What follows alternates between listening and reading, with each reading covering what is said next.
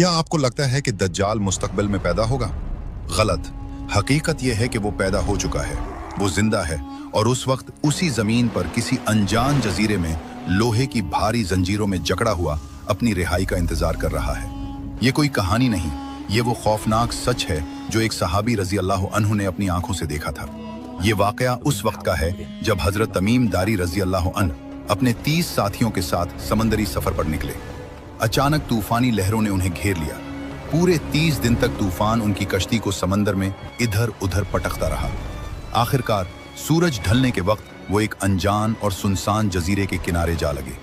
जजीरे पर कदम रखते ही उनका सामना एक अजीब व गरीब जानवर से हुआ।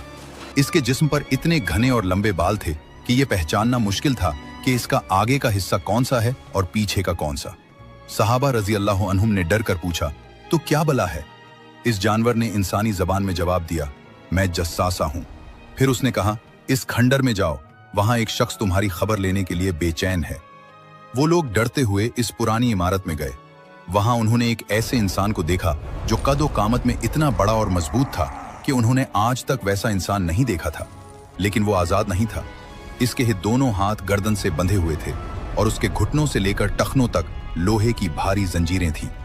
हजरत तमीम दारी रजी अल्लाह अन्हु ने पूछा, तो कौन है? उसने जवाब देने के बजाय उनसे सवाल करना शुरू कर दिया। उसने पूछा, क्या बेसान के खजूर के बाग अब भी फल देते हैं? उन्होंने कहा, हाँ। उसने कहा, वो वक्त करीब है जब वो फल नहीं देंगे। फिर उसने पूछा, क्या बहराए तबरिया में पानी है? उन्होंने कहा, बहुत पानी है। उसने कहा, जल्द ही इसका पानी खुश्क हो जाएगा। आखिर में उसने पूछा, क्या उम्मियों के नबी मोहम्मद सल्लल्लाहु अलैहि वसल्लम जाहिर हो चुके हैं? उन्होंने बताया, हाँ, और लोग उनके साथ हैं। यह सुनकर उसने वो राज खोला जिसने सबको दहला दिया। उसने कहा, मैं मसीह दज्जाल हूं, मुझे जल्द ही निकलने की इजाजत मिलने वाली है। जब मैं निकलूंगा तो पूरी जमीन पर घूमूंगा सिवाय मक्का और मदीना के। हजरत तमीम दारी रजी अल्लाह अन्हु ने वापस आकर यह वाकया प्यारे नबी सल्लल्लाहु अलैहि वसल्लम को सुनाया।